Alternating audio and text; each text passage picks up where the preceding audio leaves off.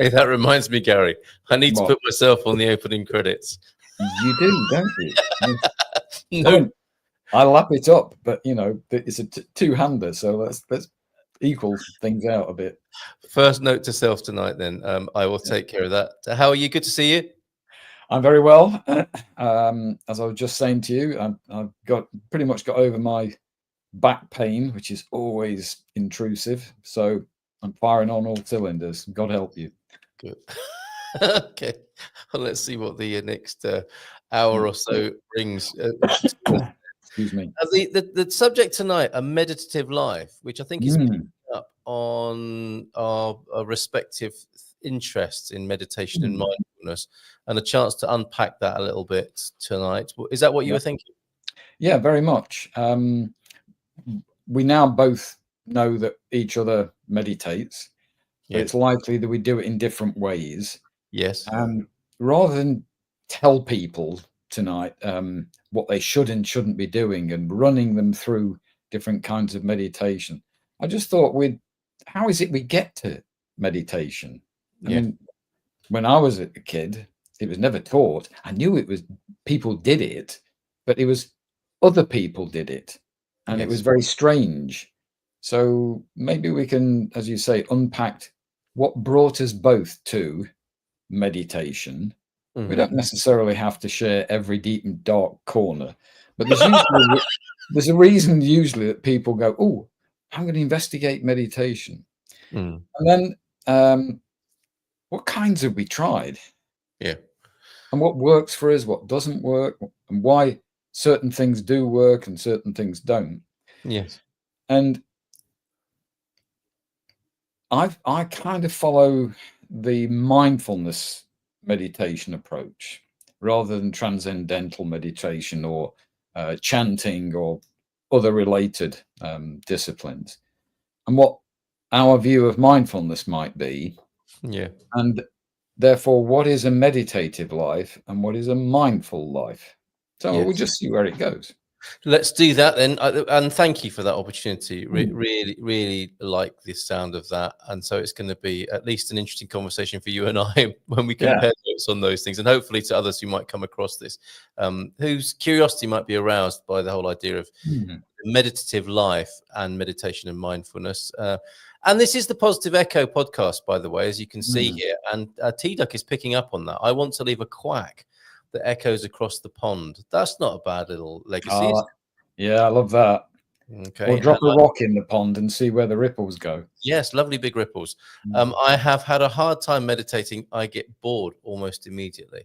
We'll definitely touch Very, on that. yes, very interesting. Mm. Stick around, T Duck, unless we're boring, and then Yeah, then do something more interesting, yes, please. go chuck a stone in the pond.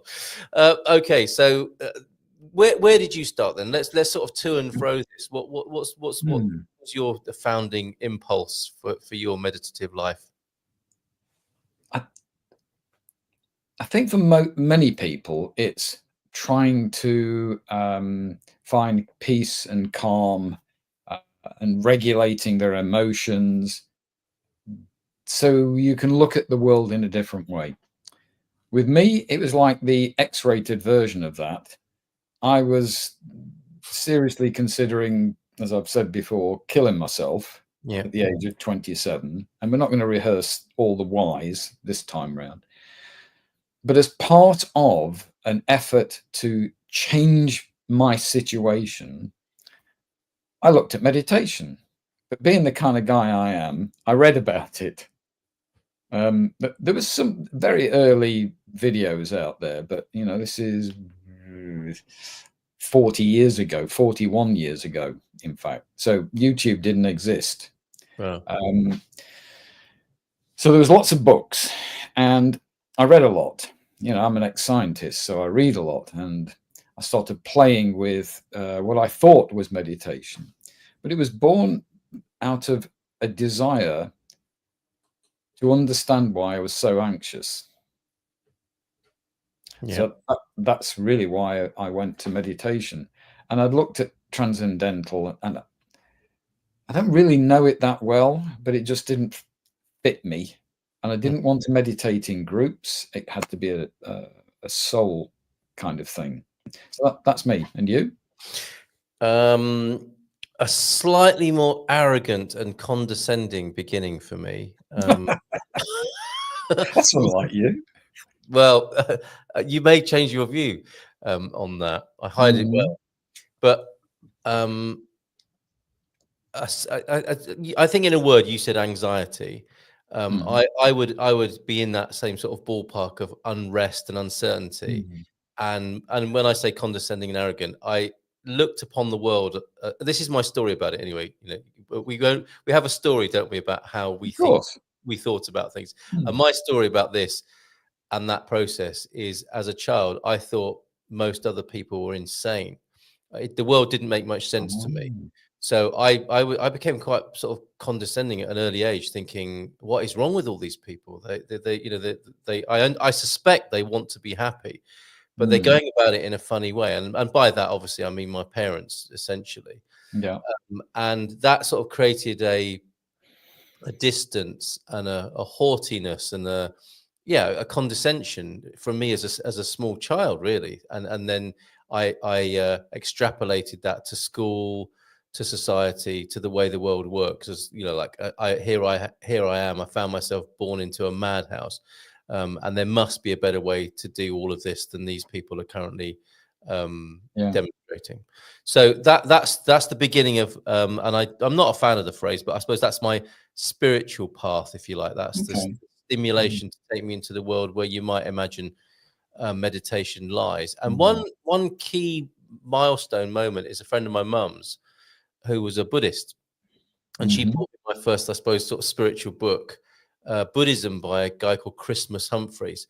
And you got to love Oh. somebody called Christmas, haven't you? I think he Oh, was yeah. like a Westerner interested in the Eastern world. And, like you saying 40 years ago, it was very much an East-West sort of thing, wasn't it? It Those was. those things of spirituality and meditation that weren't to do with Christianity and Western religion and spirituality were of the East, weren't they? So the Buddhists were leading the way, and then if you looked into that, Hinduism might be part of it, and um,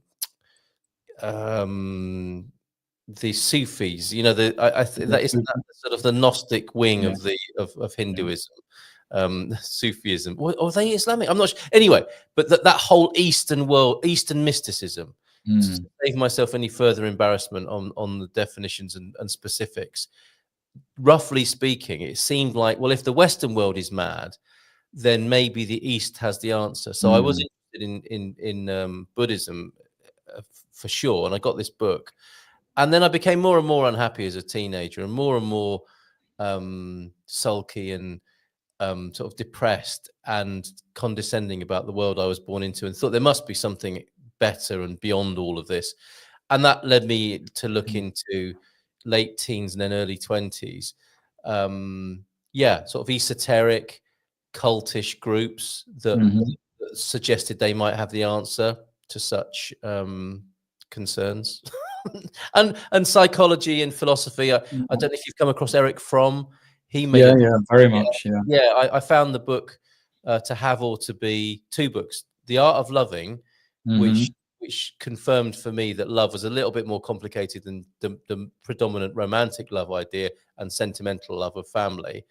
That was his work on love. And then there was To Have or to Be, which was about materialism and how it might be that we were born to predominantly be and exist rather than to have and chase and to acquire.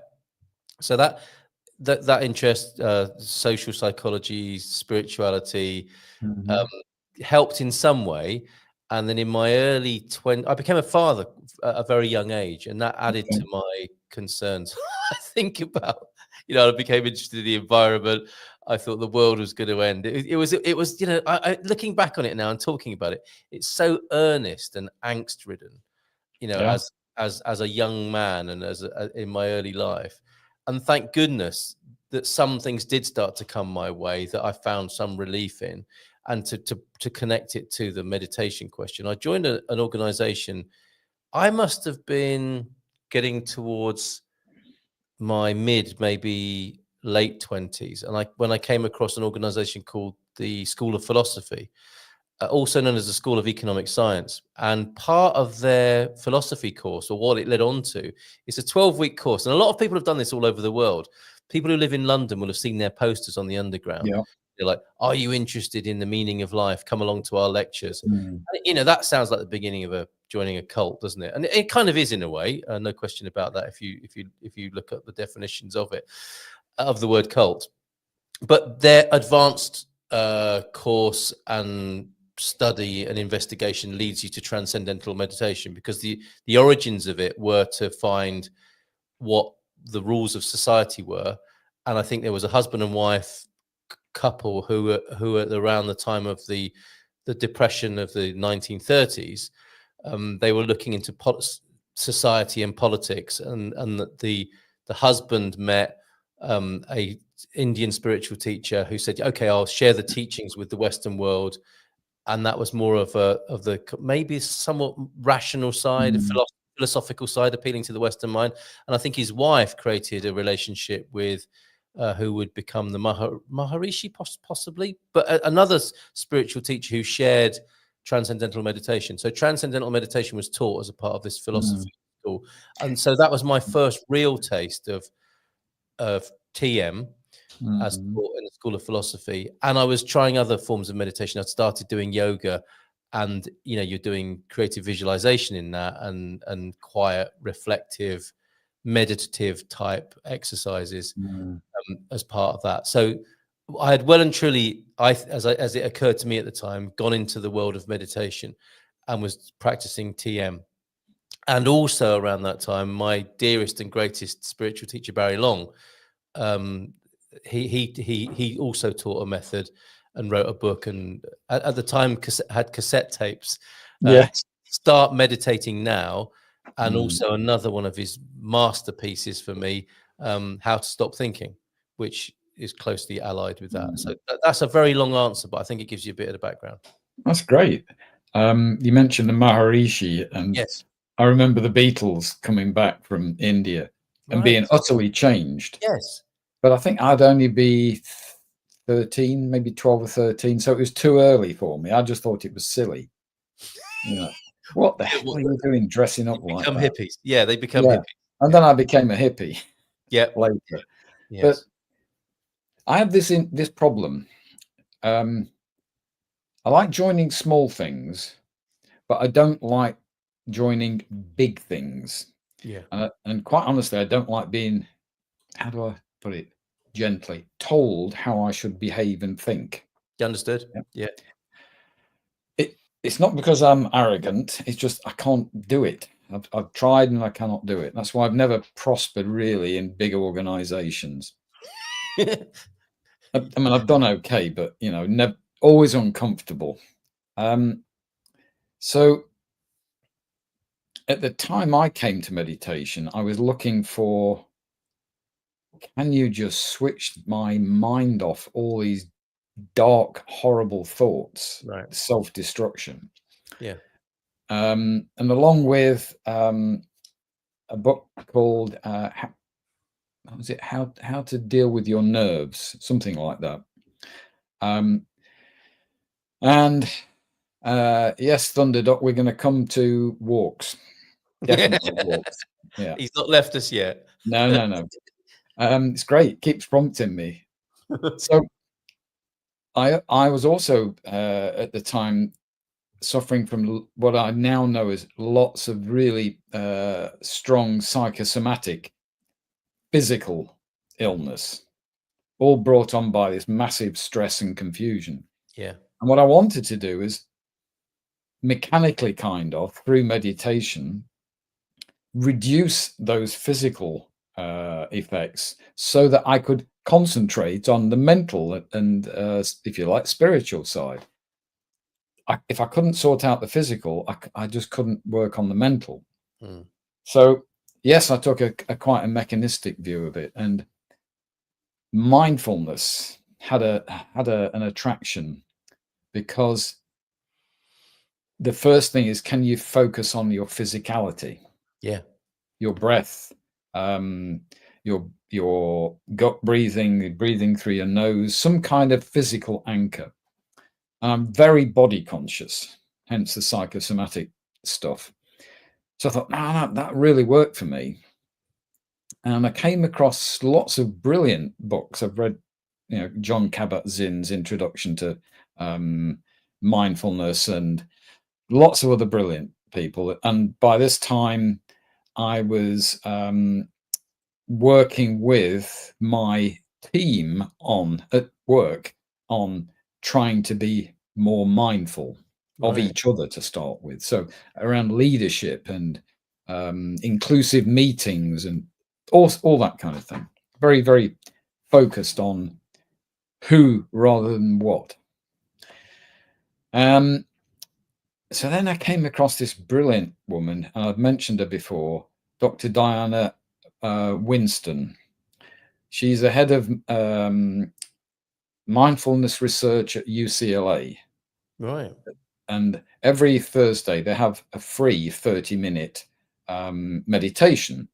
So originally, before COVID, there'd be this lecture theatre at lunchtime, their time, packed with people. And Diana or other leaders would take people through all kinds of different meditation. Some of it was using anchors like breathing. But she would get you doing things like sound.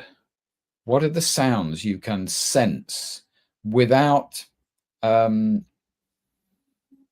a story to them? Yeah. So there's a bird. Okay, it's a bird. Fine.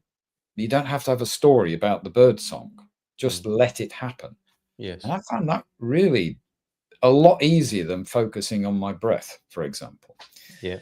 So mindfulness drew me in. Have you tried mindfulness meditation as well? Well, I think so. I mean, by any other name. Yeah, what you say resonates from how you've described it, especially the thing about the bird. And since my early 30s, I think in different outbursts, I've taught meditation. I've shared. But when I say I taught meditation, I've shared how I see it. Yes, invitations to people. Yes, and invited people to practice what I do with me. So teaching in that sense, not like talking about my knowledge of it. I find that really, I mean, no disrespect to the current conversation, but I think you said this when we started, you instead of doing it, you researched it. That was your scientific approach. And that's one of the great cosmic jokes, isn't it, about meditation? It's probably easier to talk about it than to do it. Oh yeah. And this is what tends to happen. But so for me, it was really important to share something that I have found useful all my life. So and by the thing that I found useful is what you were just talking about, which is to have an anchor in your immediate awareness. So breathing is a good one because it's invariably there. Yeah. Because if it's not, you're in trouble, and you might not be there much longer. We've also got a body, so it pretty much. I mean, the standing joke about all the meditations I've recorded on YouTube and done with people in real life is that it's the same thing every time. It's a terrible business model. It's terrible marketing. It's terrible show business. It's just awful in any worldly sense because it's just me doing the same thing every time. But what I think is intrinsically valuable about it, if people experience it in the best possible way, is that it's utterly liberating. And it's exactly what you talk about, which is to have an anchor, as in be aware of your body now, be aware of your breathing now, hear a bird now, and don't have a story about it.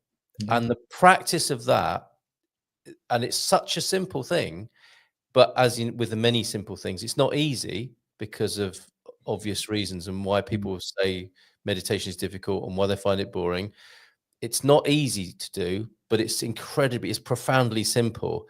And I think it's brought me great benefit. Exactly what you talked about, if that is what mindfulness is. And I think it is. I think that is what mindfulness is. I suspect that, there's mindfulness meditation, which for me is either solitary or initially guided. Yeah. And the guided meditation, I've done it in groups face to face, and Yeah. I've done silent weekends Oh, okay.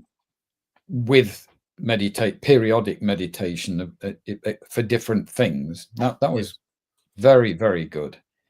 It makes you face yourself, and if you can be non-judgmental, you can. It's like look inside your own goldfish bowl and go, Yeah. "Ooh, Absolutely. where did that come from?" Yes.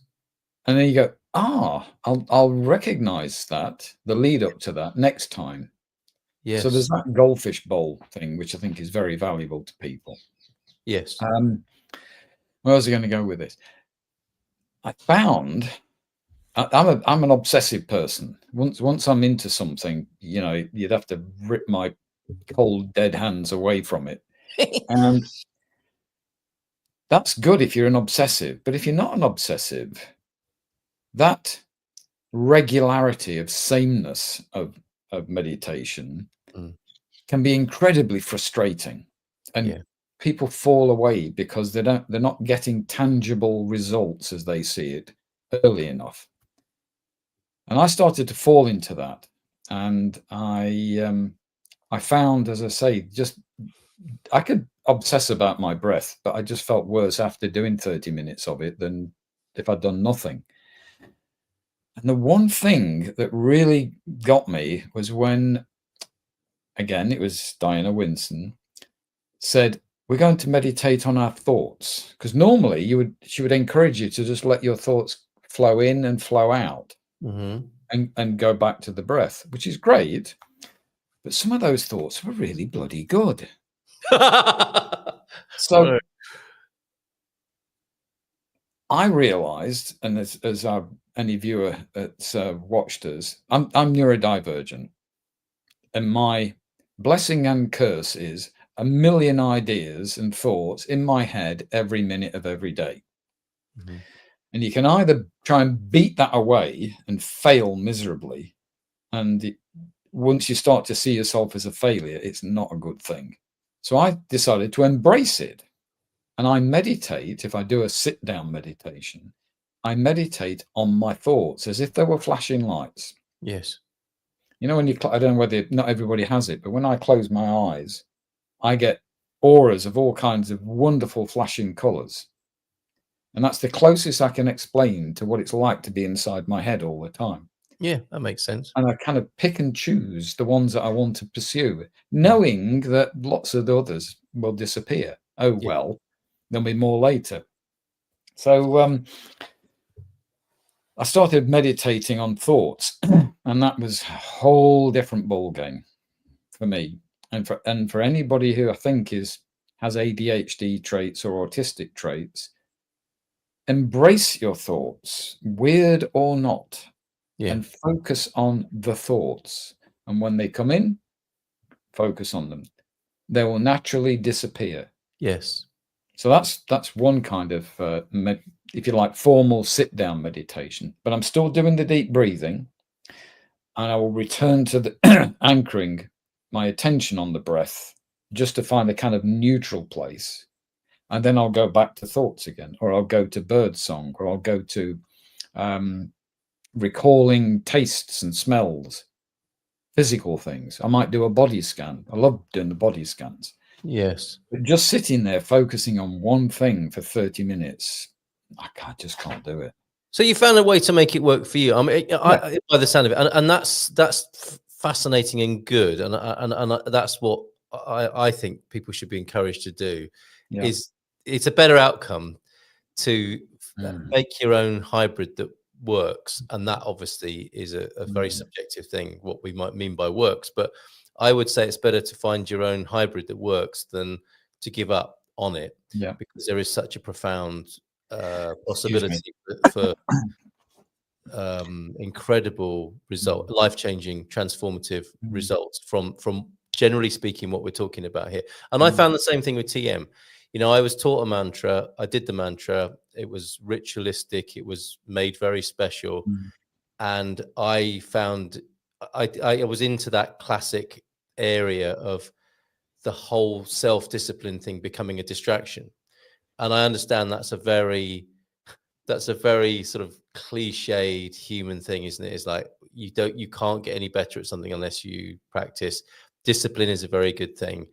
But as soon as you get into the realm of like beating yourself up because you're not doing it, you're in the drama of, am I a bad person? I'm so bad at this. Am I doing this right? I don't think I can do it. Oh, I'm so bad. I missed it today.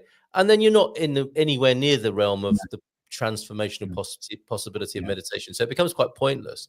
And at that time I was doing other things like these long 2-hour meditations in the company of other people that really were an endurance test. And I saw, I think that was like, another sort of condescending, spiritually correct thing, rather than with any intrinsic benefit. And what I feel comfortable and confident saying is the thing that's persisted from that time to this is in that basic business of becoming more aware, more mindful, and setting aside a time to do that. And that's why it's periodically set up at, on YouTube or something, inviting people to stop with me and do a scan of a kind that you talked about, or on awareness, practice awareness for a few minutes.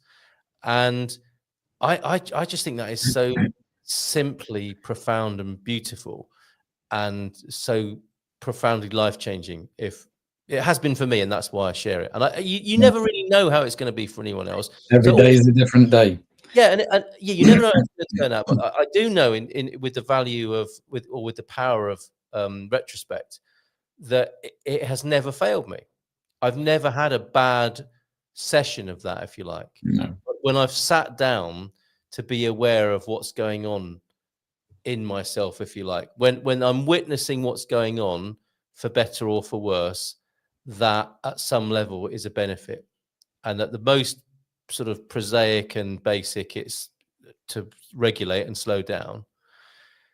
And at the other extremes, it's expansion. And it's never like massively transcendental and, a cosmic blast of enlightenment or anything like that. But it is elevating and expansive and refreshing and regenerative and beautiful. And what I think we really are, actually, as well. It's like what we've come from, it's what we're going to, and what we can touch into at will by that practice. So that, on that basis, I commend it to anybody. And I do try and keep it as simple as possible, because I think there is a lot of guff talked about meditation, and I don't think it's helpful to see it or talk about it as stopping thinking, because that carries an immediately destructive bit of information for the mind that is just hard. Well, I looked at it this way. Can I build some meditation into every moment of my life? Right. So we called this a meditative life, or a mindful life. Yes. So while you were talking, I'm desperate to chime in. Absolutely desperate, because every sentence you come out with is a new thing that so I was busy feeling the weight of my arms on the arms of my chair. Cool. Feeling the weight, the pressure on my backside of the chair, feeling my feet on the floor. And it keeps me focused on you.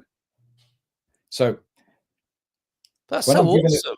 When I'm giving a presentation, and I know exactly what I want to say. I've got the slides if it's a PowerPoint. These days I don't use PowerPoints, but when I did, they were merely crutches for me to extemporize. But I'd worked through exactly what I was going to say, not word for word, but concept by concept, and then it would just flow. If I got stuck, I'd also practice doing this. Yeah. Feeling the fingerprints, which was another physical anchor, stimming, if you like, autistics, but it brings you back onto things. So after reading a number of great people's books about, if you like, positive thinking, mindfulness, I realized the key for me was doing things like Thunderduck mentioned, walking, So moving meditation is more powerful for me than sitting meditation. So if I walk, I'm saying around my garden, I won't just look at things. I won't go and do stuff, but I'll feel what different leaves feel like. Right. Just for the hell of it. Not to do anything, but it allows me to make physical the mindfulness. So when I walk, I count steps in my head. When I walk, I feel the impact of my heel and then the transition to my toes. And while I'm doing that, I'm not conscious of anything else. There's stuff happening, but I get a rest because I've given the judge in my head a job to do, and he's really good at it. What does a doorknob feel like, or door handle? The anticipation of what it's going to feel like in my hand from doorknobs I've already turned in the past. Again, it seems crazy, pointless, and that is the point. It carries no weight. So it's practicing mindfulness, putting your mind onto something intentionally that of itself counts for nothing. And you do these things, hundreds of them a day to start with, and you do it really consciously. But after a while, it becomes unconscious. You're still mindful. Yes. But it's your unconscious mind that's mindful. So it's a bit like going to the gym and doing reps of mindful activity or meditative activity, but you're using the world around you. And I've found this, my sense of awareness has just expanded. Yeah, like your awareness muscle has been worked. Yes. I pick up on conversations better than I ever did. And facial expressions. I wasn't great at understanding when somebody had had enough of me speaking. Now I'm pretty good at it, but I've had to be aware of it. So you practice awareness. Well, that's the upside of the discipline that is so often the end of people's meditation experiments. You know, like, I can't do this, I'm not very good at this, and I feel bad about not doing it. That's the worst case scenario. And on the other side, when people have applied themselves, I think, and got into the routine and repetition of a practice, that's exactly what I think you're talking about can occur for people, is that their awareness can expand. Yeah. And that is such a beautiful thing. To me, is the opposite of becoming more particular, more focused. I mean, I know there's a sort of paradox and irony in this, like there is in everything in life, because I've talked about focusing on the breathing in order to be expanded, and that's the use of, that you could say that's single-minded and too narrow to focus on one thing. But in the doing of that comes the opening out and expansion, which is, I think, the paradox of meditation. But we know, generally speaking, I think in life, what happens if people become too fixed and focused, or better still, can't detach. That's the downside of focus, isn't it? Is if you can't stop being focused, you preclude and negate what else there is around you and beyond that. And that is such a useful thing for human beings, as we can see in everyday behavior. When people can't detach from things, as in being right, or having the right opinions, or wanting to be righter than other people, and those sorts of things, that practiced over and over again becomes quite dysfunctional and toxic. And so, on the other hand, if people were able to relate to each other and offer each other more openness, and could feel the weight of their body on the chair and their feet on the ground while they were talking to each other, that would suggest to me that there would be a bigger openness and receptivity and allowance for each other, which just say makes sense, right? It makes sense. Sorry to cut over you. I thought you'd finished. No worries. Perfect example. This morning, I'm with Mel, my wife, in our usual cafe in the village. Nice. The wonderful Sylvia's. Another story to tell. She is fabulous. Right. And she acts like the catalyst of conversation. She's making the fantastic coffees, but she's also talking to everyone that comes in. And I can't remember exactly how I ended up saying something to the guy on the next table, but it was like two nerds just gelled. And we realized both of us were neurodivergent and told each other. And he went, yeah, me too. And I went, okay. And after a while, I could tell that he, like me, was busting to burst in. And we both, almost at the same time, said, you're meditating, aren't you? Oh, wow. I went, uh-huh. I'm feeling the weight of my bum on the bench, and he's feeling the temperature of his coffee, in order, A, to keep focusing on the other person's words, and B, holding ourselves in check so we're able to listen. That's amazing. Is this taught as a particularly sort of neurodivergent cognitive behavioral therapy? I'm sure it's out there. I really Right. am sure it's out there. But it's about, if you can be more aware of things like what you stand for. So the world is out, just you brush the world away because you've now can learn about your own awareness of yourself. Mm. You can ask those deep questions of, well, what is non-negotiable in my life? From that foundation, you can make any wise decision you care to think about. Mm. But without knowing that, you're just making decisions. Mhm. And usually they're intellectually based and faulty because they're based on data only. Yes. So you then make dumbass decisions and take dumbass actions. Yes. So the idea of grounding yourself physically allows you to be grounded mentally, and then you don't have to be, Albert Einstein. It's just, if we make a little wiser decisions a little more often, and we do it through a process of awareness, life is so much simpler and the And outcomes that's tend what to be you better. that's what you found in your own experience. Absolutely. Yeah. Yeah. All right, we've got a few comments. Thank Mhm. you, Gary. That meditation or meditating on thoughts is an interesting concept, Gary, that you mentioned. Have any of you ever tried feeling the weight of your body standing on nail beds? Now, I've No. got a vision now. Yeah, exactly. Can't say that I have. So it says T-Duck to Bob. I've got a vision now of Bob like in a loincloth, about to lie down on a bed of Mm. nails in that kind of sort of stereotypical Eastern thing we've grown up Well, with. I do have something similar, which is, as you know, Carl, I'm a marathon kayaker. So we push it really hard. And we have this saying, keep going, it's only pain.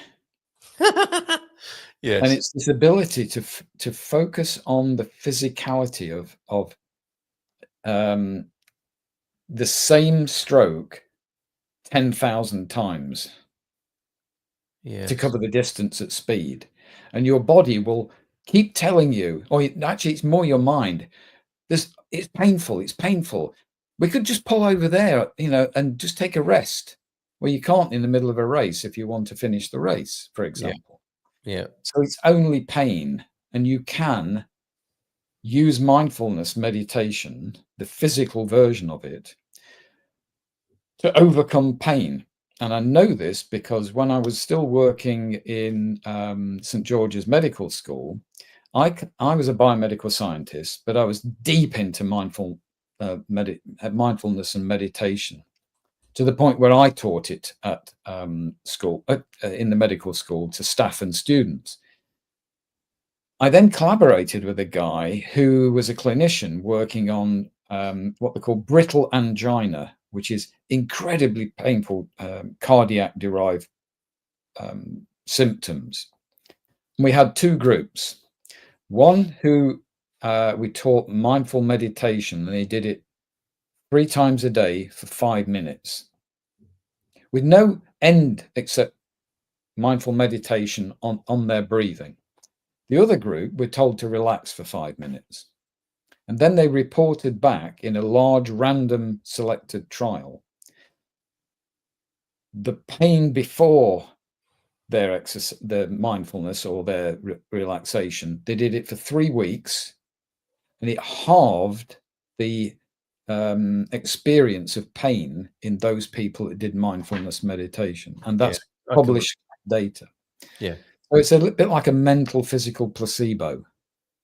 it locks into exactly those things. So you can do things like stand on bed of nails if you want to. Well, I'm sure this is what the yogis have been using. That's the mental technology they've been using, isn't it? And walking on hot coals and breaking arrows with your throat and all that sort of stuff. And looking at the pain, because I think what's really instructive about mindfulness, as we sort of extrapolate that into our understanding of general life and living itself, is the role, the respective, or maybe it's more of a continuum than a sort of polarity thing. But you've got the thinker who needs to think about things, and you've got the awareness of that thinker, and that's, broadly speaking, what we're talking about here, isn't it? It's like, we can be lost in the thinker, and then for some reason, again, paradoxically, that thinker says, I think meditation might be good for me because all this thinking is getting to me. So by some strange quirk of consciousness, that thinker is then able to stand on its own shadow and say, oh, I can see myself thinking now, where I was lost in my constant thoughts that were exhausting me and giving me psychosomatic symptoms. I'm now a step back or removed or transcended, and I can see now this constant generation of thoughts rather than being on board the train of them. I'm standing on the platform watching them go past, and that's incredible, isn't it? Just that thing, and that's what I think can be helpful with pain. I've done that myself. So if I get a pain, the standard response of the well-trained, hypnotized, and supported mind in our kind of culture is, oh my God, I'm ill. I think I've got X, Y, or Z. I'll look it up on Google. That's a standard trajectory, isn't it, from pain?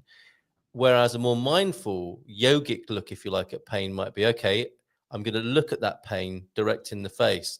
Like you might say, it's only pain when you're doing your kayaking.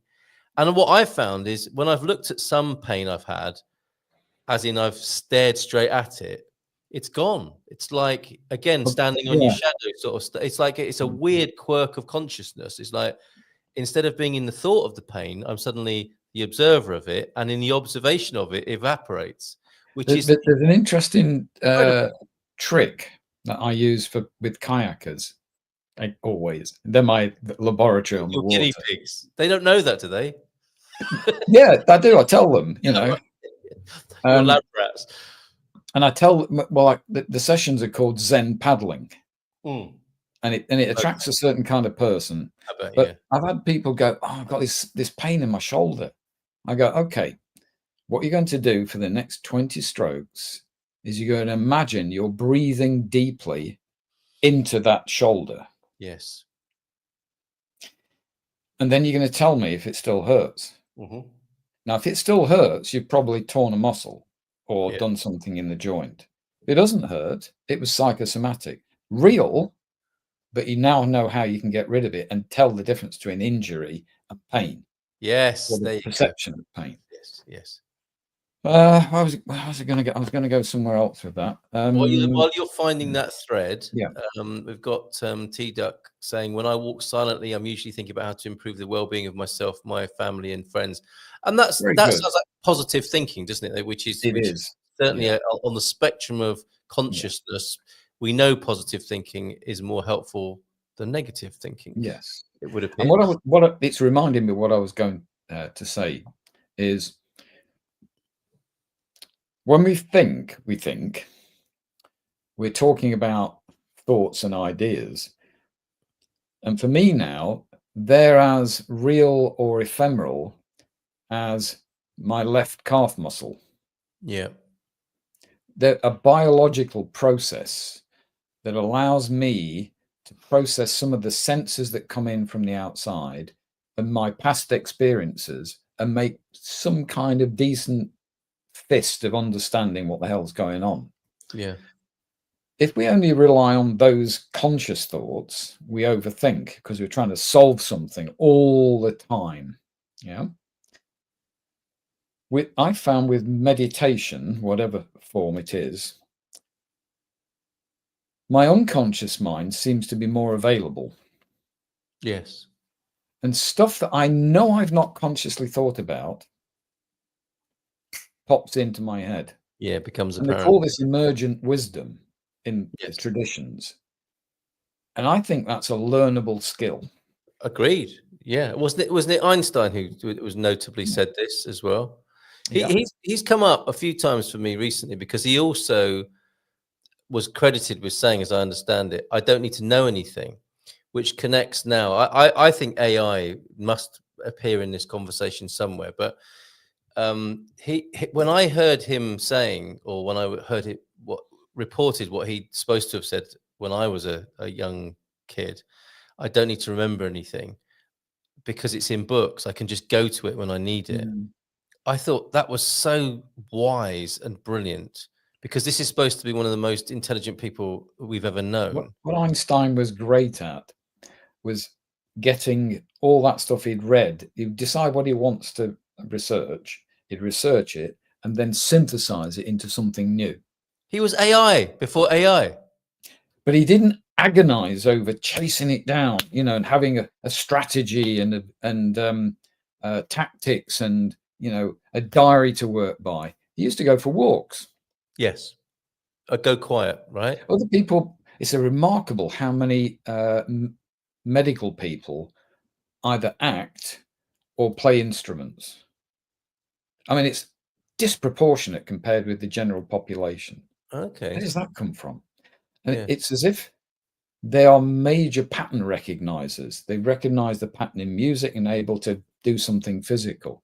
And most of the work of a doctor is pattern recognition. Ah, that's what you've got. Let's try this. Okay. Yes. Yes.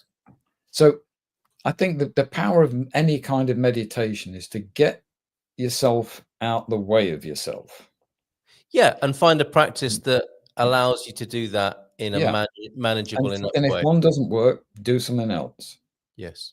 Yeah. Um, I I have another book coming in the pipeline, which I've mentioned to you, and I'm going to call it something like Our Positive Echo, 43 Ways to Wisdomize Yourself. Ooh, okay, yes. Why Because 43? Because it's one I more than happen to have written 42. 43, and you can do 43 in a year, 1 week at a time. And if you particularly enjoy one or two, you can repeat them during the year. And at the end of the year, you'll have your unique portfolio of how to access more of your innate wisdom. And wisdomize yourself. And it's an upgrade on 42, the answer to everything. Now you've got it. Yes. Okay. They asked the wrong question, apparently. Yeah. Well, yeah, we didn't get a chance to talk about AI. I think that will That's a inevitably come subject up. for another day. It really is, isn't it? Yeah. And And I think, maybe go on, sorry. bring a guest, not somebody who is vehemently anti or vehemently for, but is perhaps better versed in its real application.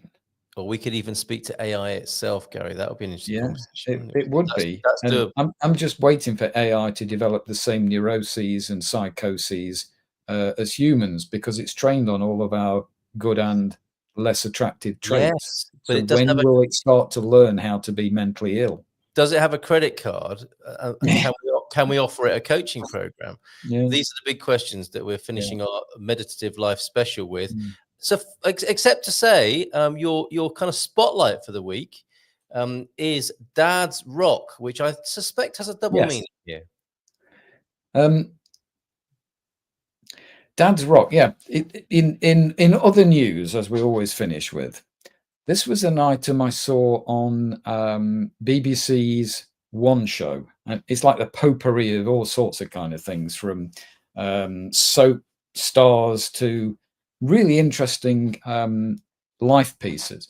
And what this organization, this charity, has done or is doing is realizing the lack of positive male mentors for children, and also the lack of exposure of children developing for their dads. So they've created this series of local groups, and the dads learn things like how to change nappies. You wouldn't believe how many men Wow. do not know how to do it properly. Yeah. Theoretically, yes, but so if you scroll up just a bit, Okay. if it's live, can you Yeah. scroll or down rather? Yeah. And Oh, there's someone doing a nappy.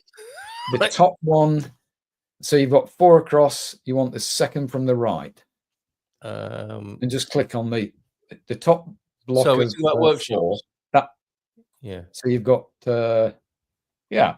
So here you go. The whole series of workshops on different subjects, helping men understand how to be a dad. Wow. Well, And only with other dads. amazing. Incredible. Who'd have thought it? As in, I never realized there would be a need, but if there is, these guys are doing an amazing job to fill How that to need. do CPR on a baby. Good heavens. There you go. That's dadsrock.org.uk as a positive echo for sure, right there. That was we're a cracker. leaving you with today. Yeah. Thank you for that. And thanks, Gary, for the little journey into meditation there. Nice to Likewise. Nice to have a look about what I thought about meditation. And we even touched on it because we were Yeah. variously meditating, were we not, during that? And I think the if people are watching who have either not meditated before or are struggling, again, I think it was Diana that said, when you know that your mind has wandered, you gently invite it back to the thing you want to focus on, and do it with a smile on your mind. A smile on your mind. How about that? And I'll say, Carl Munson says here, if you want to try it, I will make the time to meditate with you online or via some Brilliant. platform. I will show you what I do, and gladly, if that could be my positive echo today, that's what I'm gladly to. And I've got loads of videos as well. So and I'm available as a teacher, mentor, whatever you need in that regard. Thank you for that opportunity, Gary. We'll see everybody in a couple of weeks' time, won't we? We will, with a guest this time. All right. See you then. Thank you, everybody. Cheers. Thank you, T-Duck, and Bye. Bob especially.